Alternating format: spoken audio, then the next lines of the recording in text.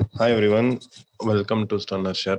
So it's been a long time. I have uploaded a video. So first of all, thanks for the 4,000 people who has supported me till this time. So what I've decided is uh, the contents it's getting delayed because of other personal issues. So I was not able to make proper videos. So what I'll do is like for now to get things settled, like till the time to get the things getting settled. So what I'll do is like I'll try to reply for your comments. So like comments in the sense, if anything which can be made as a video, which has to be explained in a video, that I'll be doing it in the coming for some days. So if you guys want me to do some videos on a specific topic, kindly do um, comment in the video so that I'll make a video for that and I'll try to upload the same in the YouTube. So for now, let me cover his part because this is a very simpler one. I've already made a video how to trade on the how to decide how to select the stocks for intraday trading. So in that I've also told about a gap up gap down stocks which you can take. So basically based on that also you can take, and this is also a similar trade. So he has commented in a video which is something related to magnet trade.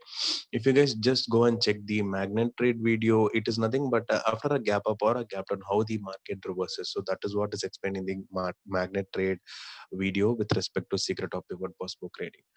So the same way, like if you guys wanted to make a screener for it, you can make like from the close of the previous day. If any stock opens with a 2% or a 1% gap up, then you can ensure like you can go for a screen for that, and then you will get some selective stock so that you can trade on that. So if you guys don't want to go for a screener and if you guys wanted to use any other tool, so a simple tool is there.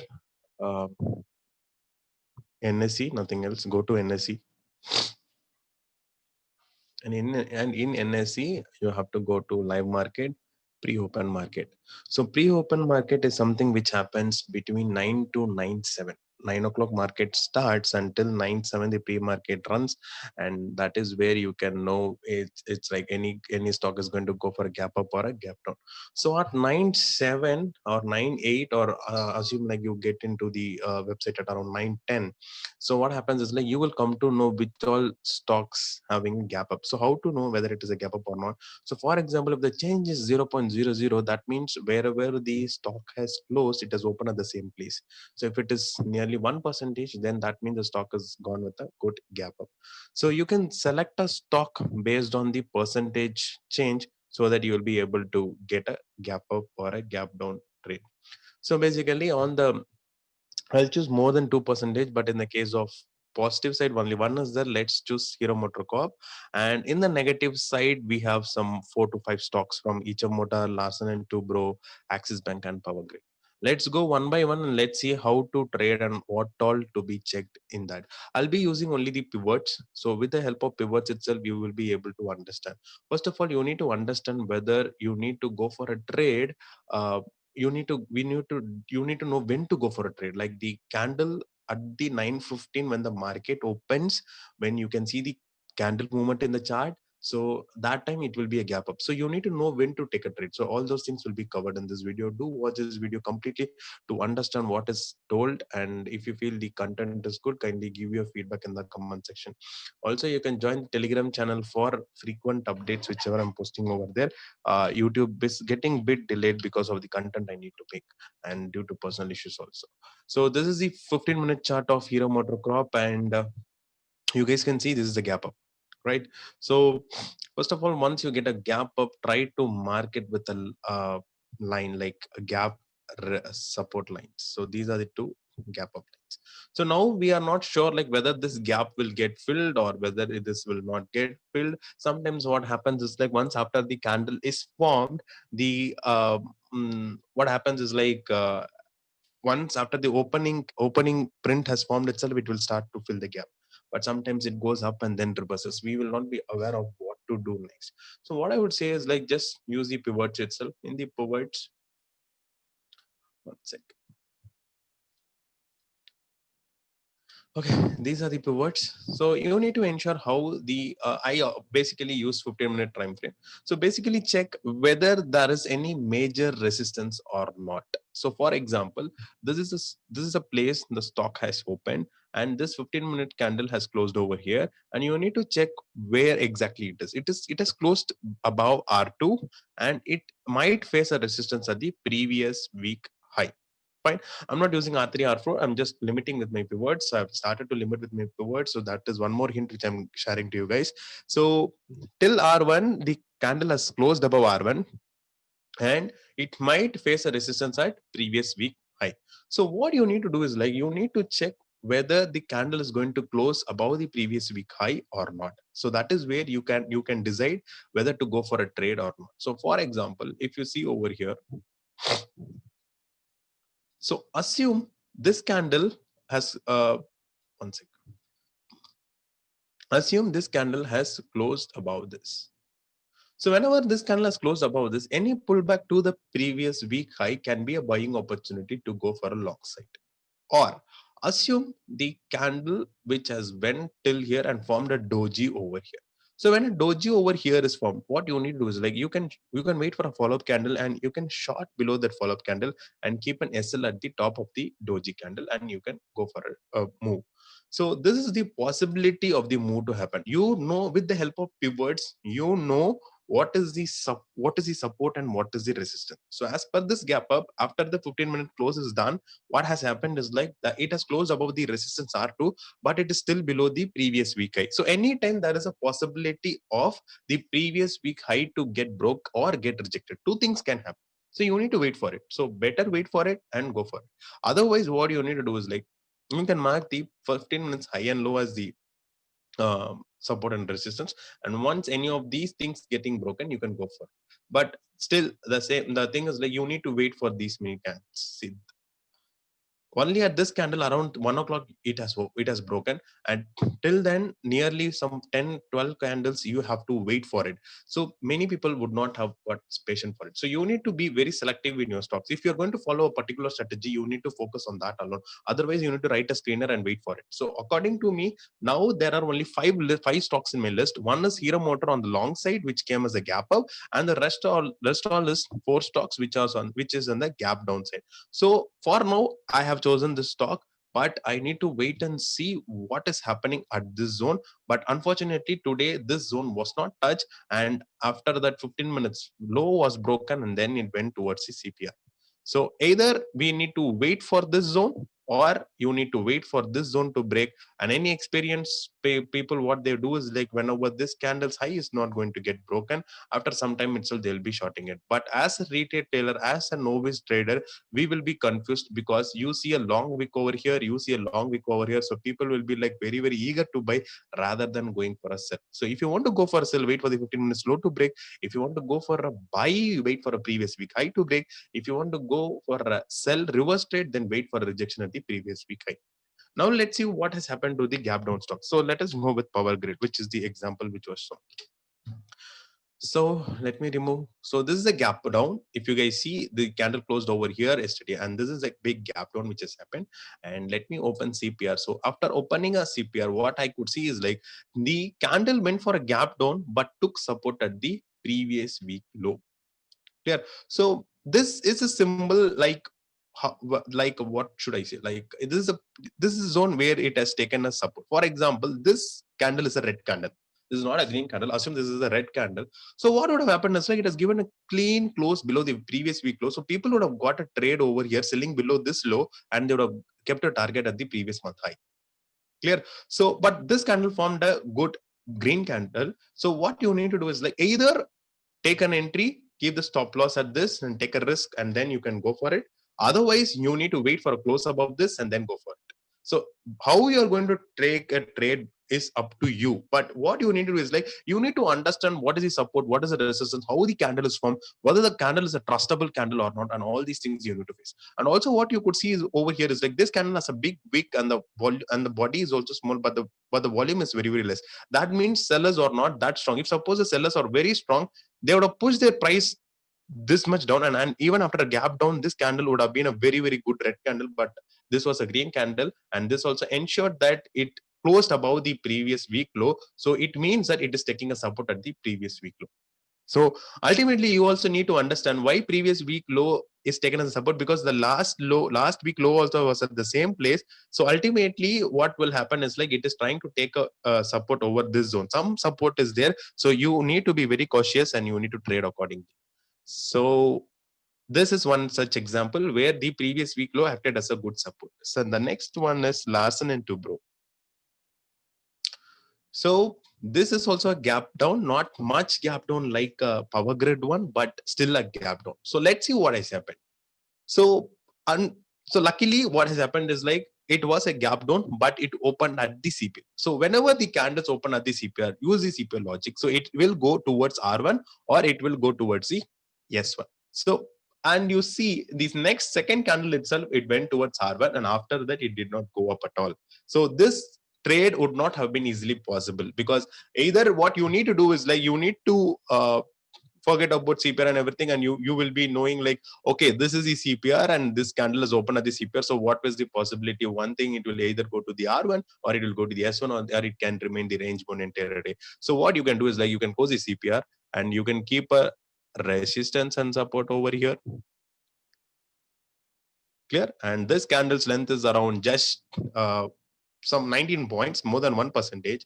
So what you can do is like you go above this, take an entry above this, keep an SL over here, or take an entry below this and keep an SL above that. So it is very simple because it has opened at this. So two possibility move happens. So after you got a good move, what you can do is like either you can trail or you can book as per your as per the stop loss you have kept. Clear? So it's up to one's point of view, like how they wanted to trade. And the next stock which is in the list is Eicher Motors and Axis Bank. Fine. So Axis Bank. So Axis Bank also opened with a good gap down. Clear? So let me open CPR. So what has happened is like Eicher Motors took support at the previous day low. And also what we could see is like it is also similar like a pattern which is formed in power grid, where previous week low acted as support, here previous day low acted as a support. So what has happened in the case of power grid is like the power grid has a good amount of distance between the first candle and the CPR, but in the case of Axis Bank, what happened is like the power grid, the space between the CPR and the candle is very, very small. So what you need to do is like you need to wait for the zone, CPR zone to get crossed. So you need to wait for the candle to cross the CPR zone, or you need to wait for any rejection to see under CPR. So basically what happened is like after this candle is a good closed candle. Even after the previous week high is also closed. If you guys see the the first candle's high is also got closed, but the CPR was acting as a good resistance. CPR is a zone, it is not a line. So CPR is a zone, so it will act as a good resistance. And also what you should also see is like it is a 2-day CPR and it is a higher value CPR when you are comparing the previous day. And what happened is like the buyers got rejected. So any pullback towards CPR is going to be a selling opportunity. Clear? So it is like you need to apply each and every concept to understand how the market is going to be. Just like that, gap up and gap down stocks are not going to help you. You need to understand how it is going to do it. And also what you could see over here is like, as I said, this is the gap distance, right? Which means the gap zone, gap zone. So what happened is like ultimately faced the resistance in the gap zone and started moving down. So you can either use CPR or you can either use gap zone also, but it up to one person's point of view, like how they wanted to trade. But apply the concepts, apply and understand what actually the CPR and what actually the concept, what actually the strategies say. So here CPR zone acted as a good resistance zone, so ultimately it has a good follow up and fall down. And the last one to see is Eicher Motors. Fine, good. Let me remove CPR, and over here it is a good gap, not a good gap down, but a gap down, but ultimately got filled. So in the first candle itself, it got filled. So again, the candle opened at the CPR, so the possibility of moving towards R1 and the possibility of moving towards S1 is there.